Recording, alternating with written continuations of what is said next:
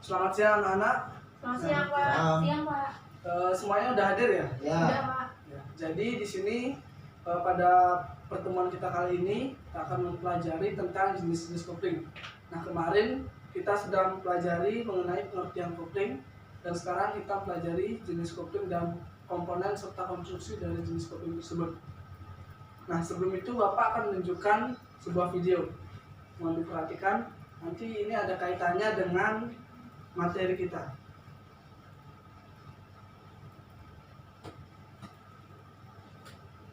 Ini Bapak ambil salah satu contoh kopling yang diterapkan pada sepeda motor.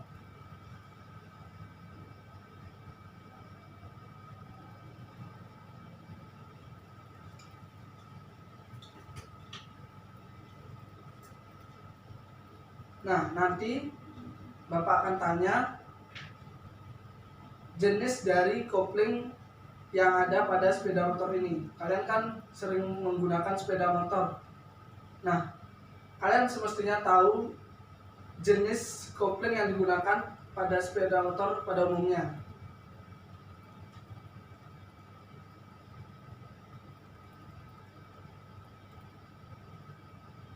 Nah, ini konstruksinya. Ada steel plate, wood basket, inner hub.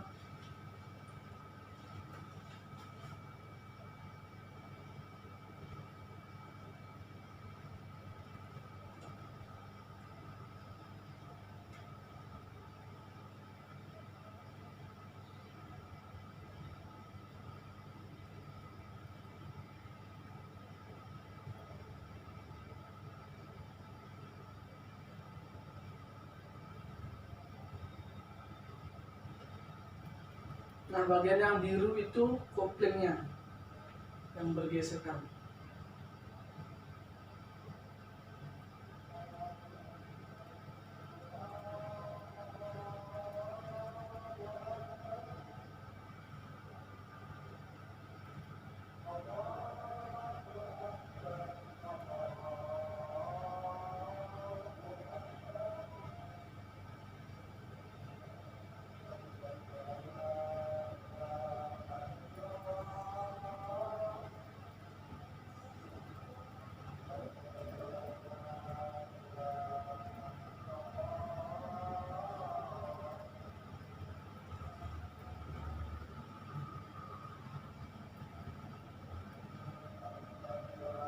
Nah, dari video itu, ini kan ada jenis-jenis kopling. Ya, yang pertama itu kopling gesek, kopling magnet, kemudian kopling satu arah, dan kopling hidrolik. Nah, dari video yang tadi Bapak tampilkan, Bapak ingin tanya, salah satu di antara kalian, ada yang tahu itu jenis kopling apa? Dari video tadi. Di antara keempat jenis kopling ini. Kopling gesek, Pak. Ya, betul sekali. Nah, tadi kan Anda melihat ada yang Bapak sebutkan itu bagian plat kopling yang bergesekan. Jadi tadi adalah salah satu jenis kopling gesek yang digunakan pada sepeda motor.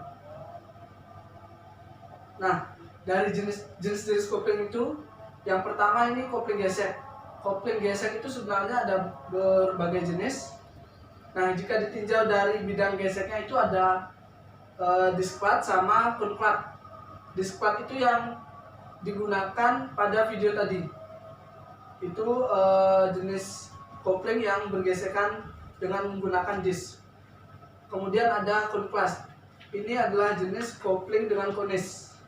Nah, jika ditinjau dari jumlah piringan yang digunakan pada kopling itu dibedakan jadi dua. Yang pertama ada plat tunggal, kemudian yang kedua ada plat ganda atau banyak. Nah, yang di video tadi itu kan ada banyak plat-plat kopling yang tersusun.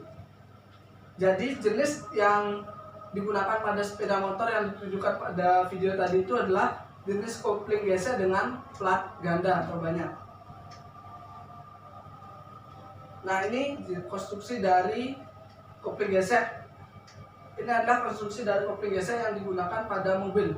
Berbeda dengan yang tadi. Ini adalah jenis kopling gesek dengan plat tunggal. Pada mobil menggunakan jenis kopling gesek plat tunggal. berbeda dengan pada sepeda motor yang menggunakan jenis kopling mode plat banyak. Terdapat flywheel, release fork, kemudian plat cover, pressure spring, kemudian pressure plate. Nah ini gambarannya dari unit kopling plat tunggal.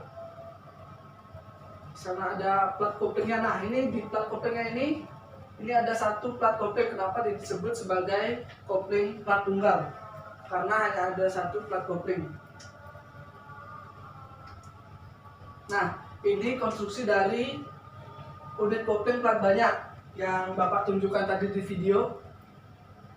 Ini yang warna biru tadi pada video adalah plat geseknya atau disc plate-nya yang bergesekan dengan yang berhubungan langsung dengan ini, daya dari engine. Nah, jika ditinjau dari lingkungan atau media kerjanya, kopling dibedakan menjadi kopling plat basah dan kopling kering. Kopling basah ini bidang geseknya terendam dengan cairan atau minyak. Pada sepeda motor juga banyak menggunakan kopling plat basah. Kemudian kopling kering ini bidang geseknya atau piringan tidak terendam dengan cairan dan bahkan tidak boleh ada cairan atau minyak pada piringannya. Kalau pada sepeda motor kebanyakan menggunakan kopling basah, sedangkan pada mobil atau yang Bapak tunjukkan tadi konstruksinya itu menggunakan kopling kering pada kopling plat tunggal. Namun jika ditinjau dari pegas penekannya, kopling dibedakan menjadi kopling pegas spiral sama kopling pegas diafragma. Nah, pembagian kopling pegas spiral sama kopling pegas diafragma ini dibedakan dari kopling tunggal yang digunakan pada mobil. Nah, ini kopling gesek dengan pegas spiral. Kenapa dinamakan pegas spiral? Karena yang ditunjukkan pada nomor 1 ini nggak kelihatan jelas ya. Ini terdapat spring spiral yang berfungsi untuk menekan plat kopling, plat penekan. Ini nomor 4. Kemudian nomor 6 ini adalah bidang geseknya atau plat koplingnya. Nomor 5 ini adalah rumah koplingnya. Kemudian nomor 2 itu adalah tuas penekannya.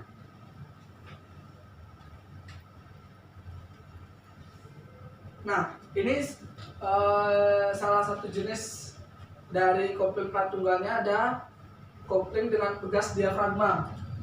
Kenapa dinamakan pegas diafragma? Karena konstruksinya menggunakan diafragma spring yang menggantikan pegas spiral.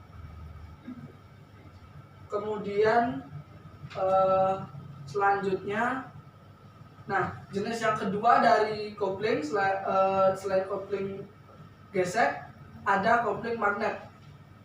Nah, dinamakan kopling magnet karena untuk melakukan pemindahan daya memanfaatkan gaya magnet.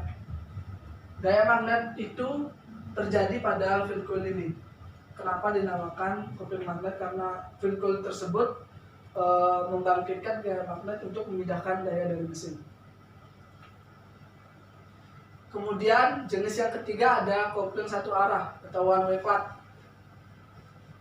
Kopling satu arah merupakan kopling otomatis yang memutus dan menghubungkan poros penggerak dan yang digerakkan tergantung pada perbandingan kecepatan putaran sudut dari poros-poros tersebut. Nah, komponennya ada di sini, ada outer race, kemudian ini springnya, ada rollernya, kemudian ada inner race-nya. Nah, jenis yang keempat atau yang terakhir adalah kopling hidrolik.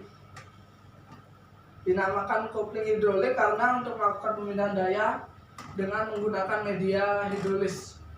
Jadi di dalam sini ini nanti ada cairan hidrolis yang berfungsi untuk memindahkan daya dari engine ke transmisi.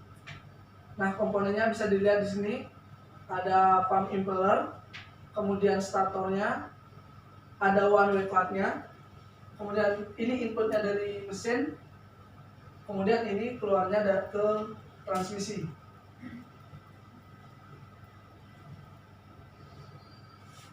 Nah, dari materi yang Bapak sampaikan tadi, kalian perhatikan yang kopling jenis plat tunggal dengan tipe pegas spiral.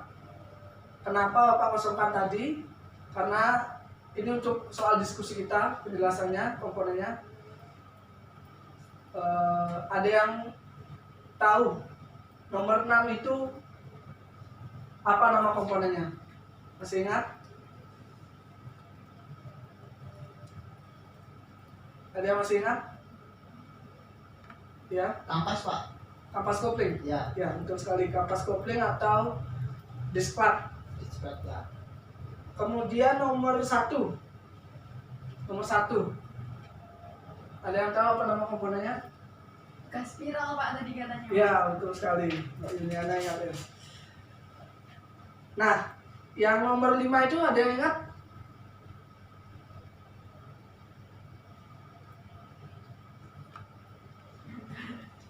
Ya, Rumah kopling, Pak. Ya, betul sekali, rumah kopling. Yang nomor 4. Nah, yang nomor 4 ada yang ingat apa nama komponennya? Nomor 4 ini nanti akan menekan disklatnya. Apa nama komponennya? Buat penekan, Pak. Ya, betul sekali, menekan. Tadi ada kata kuncinya. Nah, betul. Yang pertama itu coil spring. Yang kedua itu pressure lever. Nah, tadi belum Bapak tanyakan yang kedua itu pressure lever sebenarnya atau tuas penekan. Yang nomor 3 itu dudukan coil spring. Nah, dudukan dari pegas spiralnya. Kemudian pressure plate yang Mas Wan tadi sebutkan itu plat penekan, bahasa Inggrisnya pressure plate. Yang nomor 5 itu cloud cover atau rumah koplingnya. Dan nomor 6 itu cloud disc piringannya. Baik, sekian materi untuk hari ini. Kita sudah bahas soal diskusi. Untuk pertemuan selanjutnya kita akan membahas mengenai fungsi kopling dan cara kerja kopling. Baik, terima kasih. Sebelumnya ada pertanyaan? Sebelum Bapak akhiri? Cukup Pak. Ya. Kalau tidak ada pertanyaan, Bapak akhiri. Selamat siang dan sampai jumpa minggu depan. Terima kasih.